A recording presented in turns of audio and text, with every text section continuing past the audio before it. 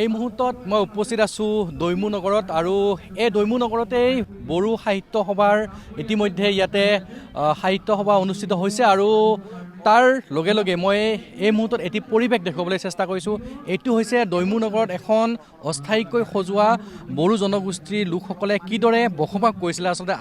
আদিম যুগত সেই ছবিসমূহ ইয়াতে প্ৰতিফলিত কৰা হৈছে। মই পোনে পোনে মোৰ কেমেৰা সহযোগী দীপক হাজৰিকা ইয়াৰ পৰিৱেশসমূহ দেখুৱাই আছে। কিদৰে এখন ঘৰত আচলতে এই পুৰণিকলীয়া বা অতীতত কিদৰে এই বড়ো জনগোষ্ঠীয় লোকসকলে তেওঁলোকে বসবাস কৰিছিলে বা ইয়াতে তেওঁলোকে কেনেদৰে কি ঘৰ বনাইছিলে বা তেওঁলোকৰ চৰা ঘৰ বা বহা ৰুম বা ড্ৰয়িং ৰুম এইসমূহ কিদৰে পুৰণিকলীয়া বা পুৰণি কালত কিদৰে তেওঁলোকে এইসমূহ নিৰ্মাণ কৰিছিলে এই সকলোখিনি তেওঁলোকে এই যি দৈমু নগৰৰ যি ইয়াতে সাহিত্য সভা অনুষ্ঠিত হৈ আছে তাতে তেওঁলোকে এখন গাঁও নিৰ্মাণ কৰিছে আৰু এই গাঁওখনতেই বহুখিনি পুৰণিকলীয়া সংস্কৃতি প্ৰতিফলিত হৈছে বা এই জনগোষ্ঠীৰ লোকসকলে কেনেদৰে বসবাস কৰিছিলে বা সেই ঘৰখনত কি বস্তু আছে সকলোখিনি ইয়াতে তেওঁলোকে সজাইছে বা অস্থায়ীভাৱে যিহেতু তেওঁলোকৰ শৈশৱটো কিদৰে তেওঁলোকে ইয়াতে পালন কৰিছিলে সকলোখিনি তেওঁলোকৰ যি সংস্কৃতি আছিলে বা তেওঁলোকে কিদৰে বসবাস কৰিছিলে বা এখন ঘৰত কি থাকে সকলোখিনি তেওঁলোকে ইয়াতে প্ৰতিফলিত কৰিবলৈ চেষ্টা কৰিছে। আমি দেখুৱাই আছোঁ পোনপটীয়াকৈ NKTV দৰ্শকসকলক। এয়া দৈমু নগৰৰ যি সাহিত্য সভা অনুষ্ঠিত হৈছে তাতে এখন তেওঁলোকে গাঁও এখন তৈয়াৰ কৰিছে বা এখন ঘৰ তৈয়াৰ কৰিছে। সেই ঘৰখনত কি বস্তু থাকে বা তেওঁলোকে অতীতত কিদৰে সেইসমূহ সজাইছিলে, বিশেষকৈ যি এই লোকসকলে পুৰণিকলীয়া জাকৈ, খালৈ, পল যিসমূহ বস্তু আচলতে তেওঁলোকে সেই ঘৰখনত সজাই পৰাই ৰাখিছিলে সেইসমূহ তেওঁলোকে ইয়াতে প্ৰতিফলিত কৰিছে আৰু সকলোখিনি ক'ব লাগিব এক প্ৰকাৰৰ গোটেইখিনি সংস্কৃতিৰ লগত জড়িত বা তেওঁলোকে কিদৰে জীৱন যাপন কৰিছিলে সকলোখিনি তেওঁলোকে ইয়াতে এই গাঁওখনত প্ৰতিফলিত কৰিছে। মই এই ঘৰবিলাকৰ পৰিৱেশ মই দেখুৱাই আছোঁ। মোৰ কেমেৰা সহযোগী দীপক হাজৰিকাই দেখুৱাই আছে। এয়া তেওঁলোকৰ থকা ঘৰ বা খোৱা ঘৰ সকলোখিনি তেওঁলোকে ইয়াতে প্ৰতিফলিত কৰিবলৈ চেষ্টা কৰিছে। তেওঁলোকে তেওঁলোকৰ ভাষাত লিখিছে নমা মানে তেওঁলোকৰ থকা গৃহ বা তেনেকুৱা ধৰণৰ বা তেওঁলোকে কিদৰে তেওঁলোকৰ যি পুৰণিকলীয়া কিছু ৰীতি নীতি বা কিদৰে তেওঁলোকে এখন ঘৰত আঁৰি ৰাখিছিলে সেইসমূহ তেওঁলোকে ইয়াতে সুন্দৰভাৱে প্ৰতিফলিত কৰিছে। এক প্ৰকাৰৰ এক নৈসৰ্গিক পৰিৱেশ, এক সুন্দৰ পৰিৱেশ বুলি ক'ব লাগিব আৰু এই গাঁওখনত তেওঁলোকে প্ৰতিফলিত কৰিবলৈ চেষ্টা কৰিছে। মই আৰু ভিতৰৰ ফালে মই যাবলৈ চেষ্টা কৰিম কাৰণ কিয়নো তেওঁলোকৰ যিহেতু এৰী পলু বা এইসমূহ বা তেওঁলোকৰ তাঁতশাল সকলোখিনি তেওঁলোকে ইয়াতে প্ৰতিফলিত কৰিবলৈ চেষ্টা কৰিছে। মই দেখুৱাই আছোঁ তেওঁলোকে ইয়াতে তাঁতশাল ৰাখিছে আৰু ইয়াতে কেনেদৰে তেওঁলোকে পুৰণি কালত আচলতে এইসমূহ তাঁত বাতি কাঢ়িছিলে সকলোখিনি তেওঁলোকে এতিয়া ইয়াতে প্ৰতিফলিত কৰিবলৈ চেষ্টা কৰিছে। এক নন্দানিক দৃশ্য বুলি ক'ব লাগিব আৰু ভিতৰৰ ভাগত মই পৰিৱেশটো দেখুৱাবলৈ চেষ্টা কৰিছোঁ। ইয়াতে এৰী পলু আচলতে তেওঁলোকে ইয়াতে ৰাখিছে আৰু এই এৰী পলুসমূহৰ পৰা তেওঁলোকে কিদৰে তেওঁলোকৰ এই যি সূতাসমূহ উলিয়াই এণ্ডি চাদৰ বা বিভিন্ন ধৰণৰ চাদৰসমূহ তেওঁলোকে কিদৰে নিৰ্মাণ কৰে সকলোখিনি তেওঁলোকে ইয়াতে প্ৰতিফলিত কৰিবলৈ চেষ্টা কৰিছে আৰু এখন গাঁৱত বা এখন ঘৰত কি বস্তু থাকে বা কিদৰে তেওঁলোকে জীৱন যাপন কৰে সকলোখিনি তেওঁলোকে ইয়াতে প্ৰতিফলিত কৰিছে। এক নন্দানিক দৃশ্য বুলি ক'ব লাগিব। মই বাটচৰাৰ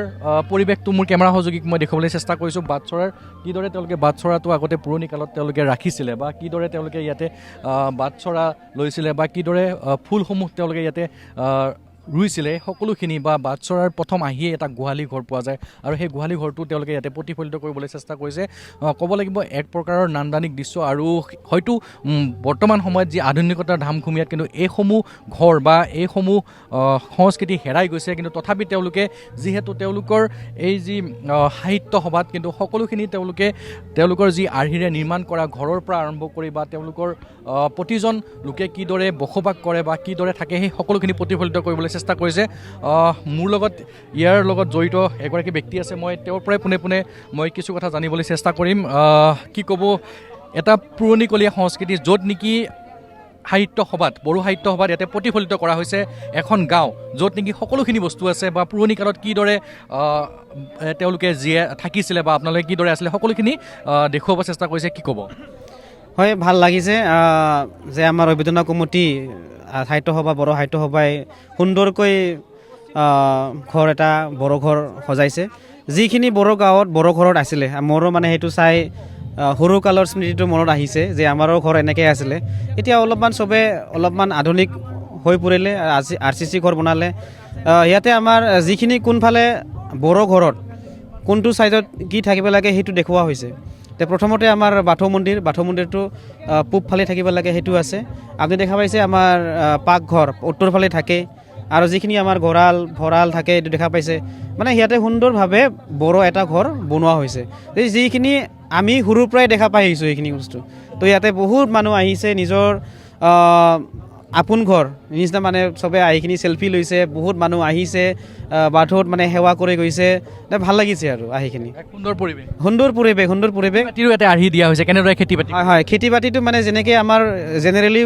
বড়ো সমাজে বড়ো ঘৰে খেতিৰ লগত নিৰ্ভৰ হৈ থাকে তো সেইটো খেতিটো কেনেকৈ কৰা যায় সেইটো দেখুওৱা হৈছে যে আমি ধানটো কেনেকৈ লৈ আহোঁ ধানটো কেনেকৈ ৰোৱা হয় বা আমাৰ আশে পাশে ঘৰৰ আশে পাশে যিখিনি অলপ সৰু সৰু খেতিবিলাক শাক পাচলি খেতিবিলাক যিখিনি কৰা হয় এইখিনি মানে সুন্দৰভাৱে সজাই থোৱা হৈছে ভাল লাগিছে আহিখিনি নিশ্চয়কৈ আমি দেখুৱাই আছোঁ পৰিৱেশটো এইদৰে তেওঁলোকৰ যি বাথৌ জয় বুঢ়াই বাথৌ যি বাথৌৰ মন্দিৰত আচলতে তেওঁলোকে এনেদৰে লোকসকলে আহি বা ইয়াতে যিসকল লোকে আহে তেওঁলোকে এনেদৰে ইয়াতে পূজা অৰ্চনা কৰিছে কাৰণ কিয়নো এটা সুন্দৰ এখন ঘৰৰ আৰ্হিত এইসমূহ নিৰ্মাণ কৰিছে আৰু এনেদৰে পূজাৰী থাকে বা তেওঁলোকৰ ঘৰসমূহত এনেদৰে মন্দিৰ থাকে সেই মন্দিৰত আচলতে তেওঁলোকে এনেদৰে এই পৰিৱেশটো তেওঁলোকে দেখুৱাবলৈ চেষ্টা কৰিছে আৰু বহু লোক আহিছে সকলোবিলাক বহু স্থানৰ পৰা আহিছে মই এগৰাকী মোৰ দাদা আছে দাদা ক'ৰ পৰা আহিছে মই সৰিয়হবাৰীৰ পৰা আহিছোঁ ইয়াতে পূজা ল'লে হয় পূজা ল'লোঁ আমাৰ বাথৌৰ নিয়মমতে আমি আশীৰ্বাদ কৰিবই লাগিব পূজাটো মানে কৰিবই লাগিব উপায় নাই আমাৰ এখন ঘৰৰ পৰিৱেশ ঘৰৰ পৰিৱেশ ভাল আছে আমি আগৰ পৰাই বাথৌ ধৰ্ম মানে পালি আছোঁ এতিয়ালৈকে পালি আছোঁ এইটোৰ কাৰণে আমি দেখা পাই নাই আমাৰ মানে সেৱাটো ল'বই লাগিব ইয়াতে কি দেখিছে পুৰণিকলীয়া ঘৰসমূহৰ পুৰণিকলীয়া ঘৰসমূহ আমাৰ ঘৰ আছে কিবা কিবি আছে পাকঘৰ আছে নিজাববীয়া ঘৰ থাকিব আছে কোনো চিন্তা নাই গোটেইখিনি ইয়াতে দেখুওৱা হৈছে নিব হৈছে মই দেখুৱাই আছোঁ পৰিৱেশটো ইয়াতে বহু লোক আছে মই তেওঁলোকৰ পৰাই আৰু যদি মই পাৰোঁ কিছু কথা মই জানিবলৈ চেষ্টা কৰিম কাৰণ কিয়নো ভিতৰৰ যি পৰিৱেশ যিদৰে তেওঁলোকে এইটো হৈছে তেওঁলোকৰ ভঁৰাল ঘৰ আৰু এই ভঁৰাল ঘৰত তেওঁলোকে বিভিন্ন বস্তুসমূহ সজাই থোৱা আছে খালৈৰ পৰা জাখৈৰ পৰা লাওৰ পৰা যিদৰে এটা পুৰণি কালত লাও এটা এনেদৰে সাঁচি ৰাখি সেই লাওটোত কিছু সাঁচতীয়া চাউলৰ পৰা ধানৰ পৰা কিবা সকলোবিলাক বস্তু ইয়াতে ৰাখি থোৱা আছিলে এই সকলোখিনি তেওঁলোকে এই ভাখৰি ঘৰটোৰ আগত তেওঁলোকে প্ৰতিফলিত কৰিবলৈ চেষ্টা কৰিছে এক সুন্দৰ পৰিৱেশ বুলি ক'ব লাগিব আৰু তেওঁলোকে ইয়াতে খেতি বাতিৰ লগত জড়িত কিছু কৰ্ম আচলতে প্ৰতিফলিত কৰিবলৈ চেষ্টা কৰিছে আমি দেখুৱাই আছোঁ আৰু এয়া তেওঁলোকৰ ভঁৰাল ঘৰটো আৰু এয়া তেওঁলোকৰ পিছফালৰ পৰিৱেশ আৰু পিছফালত তেওঁলোকে এনেদৰে এইসমূহ যি আচলতে এই বড়ো গাঁওখনত কি থাকিব লাগে বা এই বড়ো জনগোষ্ঠীসকলে অতীতত কিদৰে তেওঁলোকে বসবাস কৰিছিলে বা তেওঁলোকৰ কি বস্তু তেওঁলোকে ইয়াতে ৰাখিছিলে সকলোখিনি আচলতে সুন্দৰকৈ প্ৰতিফলিত কৰিবলৈ চেষ্টা কৰিছে আমি সামগ্ৰিকভাৱে কেমেৰা সহযোগী দীপক হাজৰিকাই দেখুৱাই আছে ইয়াৰ পৰিৱেশটো এক নন্দানিক দৃশ্য বুলি ক'ব লাগিব কাৰণ কিয়নো যিহেতু এইসমূহ আধুনিকতাৰ ধামখুমীয়াত বৰ্তমান হেৰাই গৈছে কিন্তু তেওঁলোকে আজি এই বড়ো সাহিত্য সভাৰ জৰিয়তে তেওঁলোকৰ সংস্কৃতি কি আছিলে বা তেওঁলোকে কেনেদৰে বসবাস কৰিছিলে সেই সকলোখিনি তেওঁলোকে ইয়াতে দেখুৱাবলৈ চেষ্টা কৰিছে আমি ভিতৰলৈকে যাবলৈ চেষ্টা কৰিম কাৰণ কিয়নো বহু লোক আছে যদি পাৰোঁ তেওঁলোকৰ পৰা আমি কিছু কথা জানিবলৈ চেষ্টা কৰিম কাৰণ কিয়নো প্ৰতিজন লোকে ইয়াতে আহি তেওঁলোকৰ পুৰণি ঘৰখন বিচাৰি পাইছে আৰু এক সুন্দৰ পৰিৱেশ মই আপোনাৰ ওচৰলৈ আহিছোঁ কি ক'ব যে এখন সুন্দৰকৈ গাঁও সজোৱা হৈছে য'ত নেকি বৰ্তমান সময়ত হেৰাই যোৱা কিছু বস্তু আপোনালোকে ইয়াতে ৰাখিছে বা বহু দূৰ দূৰণিৰ পৰা লোকসকলে আহি ইয়াতে চাইছে এক সুন্দৰ পৰিৱেশৰ মাজত আপোনালোকে এখন ঘৰ বা এখন গাঁও সজাইছে কি ক'ব আমি আমাৰ আগৰ যিটো হেৰাই যোৱা জনগোষ্ঠীৰ যি জীৱন প্ৰণালীৰ যিখিনি মানে পৰিৱেশ বা সঁজুলি বা জীৱন নিৰ্বাহৰ বাসস্থানবিলাক আমি সজাই পুনৰ আমি উদ্ধাৰ কৰিবৰ কাৰণে বা বৰ্তমান সময়ৰ যিখিনি প্ৰজন্ম তেওঁলোকক দেখুৱাৰ কাৰণে আমি অতি চেষ্টা কৰিছোঁ আৰু সেইদৰে আমি আমাৰ যিটো জীৱন নিৰ্বাহৰ জীৱনশৈলীৰ কাৰণে আমি যিখিনি ঘৰ দুৱাৰ সাজিছোঁ সেইখিনি আমি আমাৰ যিটো আগৰ প্ৰজন্মৰ যি বয়সস্থ লোকসকলৰ পৰা আমি সেইটো মানে এটা নোট কৰি ৰাখিছোঁ বা তেওঁলোকৰ পৰা আমি অভিজ্ঞতা লৈ ৰাখিছোঁ আৰু সেই হিচাপে আমি সেই পৰিৱেশতে আমাৰ এই বৰ্তমান মানে বড়ো নখৰৰ যিখিনি গৃহ নিৰ্মাণৰ যিটো পৰিৱেশ সেই পৰিৱেশটো কৰিছোঁ আমি ধান ৰাখিবৰ কাৰণে যিহেতু জনগোষ্ঠীসকল আপোনাৰ জীয়াই থকাৰ আমাৰ পদ্ধতি ব্যৱসায় আমাৰ ঠিক নহয় কৃষি আৰু সেয়ে আমি ধান থকাৰ কাৰণে ভঁৰাল ঘৰ সাজিছোঁ উত্তৰ পূবফালে আৰু তাৰ পূবফালে আমি বাথৌ থাপনা পাতিছোঁ থকাৰ কাৰণে আমাৰ আগৰ পৌৰাণিক ট্ৰেডিশ্যনেল যুগ সেই সময়ৰ পৰাই আমাৰ বৰঘৰ বা নমান উত্তৰফালে সাজে তাত 3টা ৰুম থাকে ইচিং অসং আৰু খপৰা থাকে তাৰপিছত আমাৰ পশ্চিমফালে আমাৰ আলহী থবৰ কাৰণে আমি চৌৰা সাজোঁ তাত 2টা ৰুম থাকে তাত যিহেতু বড়ো জনগোষ্ঠী আপোনাৰ কৃষিজীৱী গৰু নাঙলেদি হাল বাই খেতি কৰে তাৰ কাৰণে গৰু বান্ধিবৰ কাৰণে দক্ষিণফালে গোহালি ঘৰ তাৰপিছত বড়ো জনগোষ্ঠীসকল আপোনাৰ বয়ন শিল্পৰ আগৰ পৰাই আমাৰ এটা কাপোৰ সূতা কাটি কাপোৰ বৈ এৰী সূতা কাটি এণ্ডি কাপোৰ বৈ আমি সেইবোৰেদি আমাৰ জীৱন নিৰ্বাহৰ কাৰণে আমি পৰিয়ালৰ আৰ্থিক যিটো সমস্যাবিলাক দূৰ কৰোঁ। এয়ে নহয় তাৰমানে এৰী মুগা আপোনাৰ পুহি মানে আপোনাৰ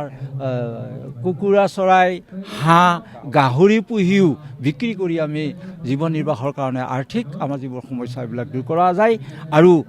পুৰণিকলীয়া আপোনাৰ ধান বান্ধা যিটো প্ৰচেছ, প্ৰথমতে আমি আমাৰ জনগোষ্ঠীৰ তিৰোতাসকলে উৰলৰি ধান বান্ধিছিল, আমি যাক উৰাল বুলি কওঁ, ৱালেদি আমি ধান বান্ধিছিলোঁ। আৰু গাহেন যিটো বান্ধে তাক গাহেন বুলি কয়, আৰু সেইটো ধান বান্ধি পেলাই আমি ভাত খাইছোঁ। তাৰপিছত কেইবছৰ বা এটা যুগৰ পিছত আমি ঢেঁকী বাৰা কৰি আমি ভাত ৰান্ধি খাওঁ। এতিয়াও ঢেঁকী আমাৰ গাঁৱে ভূঞে গৃহস্থ ঘৰবিলাকত ঢেঁকী আছে। তাৰপিছত কৃষিজীৱী হিচাপে আমাৰ খেতি কৰি আমাৰ মানে বড়ো জনগোষ্ঠীসকল খেতি কৰি কৃষক হিচাপে খেতি কৰি অৰ্থ উপাৰ্জন কৰি পেলাই আপোনাৰ খেতি কৰি খাই কাৰণে খেতি পথাৰত খেতি কৰা হেৰিটো আমি তাত এইটো দাঙি ধৰিছোঁ। তাৰ যিটো দৃশ্য, তাৰ যিটো প্ৰদৰ্শন আমি দাঙি ধৰিছোঁ। তাৰপিছত আপোনাৰ মাছ পোহা, আপোনাৰ শাক পাচলি খেতি কৰা, এইবিলাক গোটেইখিনি কথা আমি চিন্তা ধাৰণা কৰি পেলাই এইবিলাক দেখুৱাবৰ কাৰণে আমি প্ৰয়াস কৰিছোঁ, চেষ্টা কৰি আমি দেখুৱাইছোঁ। ধন্যবাদ। আচলতে প্ৰজন্মক যিটো নতুন প্ৰজন্ম আছে তেওঁলোকৰ পৰাই যাতে এই সংস্কৃতিসমূহ কিদৰে তেওঁলোকৰ পূৰ্বপুৰুষসকলে নিজে কষ্ট কৰি বা নিজে কিদৰে তেওঁলোকৰ সকলোবিলাক কাম কাজ কৰি তেওঁলোকে ইয়াতে তেওঁলোকৰ জীৱন যাপন কৰিছিলে, সকলোখিনি তেওঁলোকে এতিয়া ইয়াতে দেখুৱাই আছে। মই পুনৰবাৰ যি ইয়াৰ শাক পাচলি খেতি কৰা যিখন পথাৰ বা কিদৰে তেওঁলোকে এই পথাৰখন নিৰ্মাণ কৰিছে বা কিদৰে তেওঁলোকৰ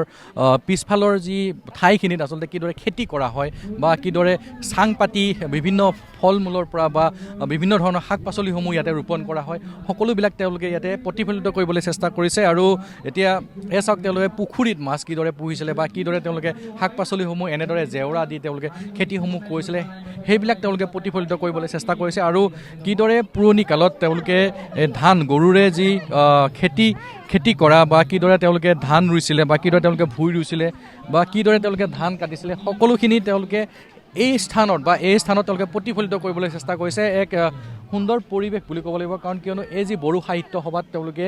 এইখন গাঁও বনাই আচলতে তেওঁলোকৰ পুৰণি কালৰ সকলোখিনি তেওঁলোকৰ পৰিৱেশ ইয়াতে প্ৰতিফলিত কৰিবলৈ চেষ্টা কৰিছে। আৰু এতিয়া ইয়াতে লোকাৰণ্য হৈ পৰিছে আৰু বিভিন্ন স্থানৰ পৰা লোকসকলে আহি তেওঁলোকৰ হয়তো আমি আগতে ব্যক্ত কৰিছোঁ যে আধুনিকতাৰ ধামখুমীয়াত এইসমূহ বস্তু কিন্তু হেৰাই গৈছে, কিন্তু এই হেৰাই যোৱা যিখিনি সংস্কৃতি বা হেৰাই যোৱা তেওঁলোকৰ যিখিনি সঁজুলি তেওঁলোকে পুনৰ উদ্ধাৰৰ কাৰণে তেওঁলোকে ইয়াতে এই সকলোবিলাক বস্তু তেওঁলোকে ইয়াতে সজাই পৰাই ৰাখিছে। আৰু এয়া আছিলে বড়ো সাহিত্য সভাৰ যি গাঁও, আমাৰ গাঁওখন সজাইছিলে সেই গাঁওখনৰ কিছু পৰিৱেশ।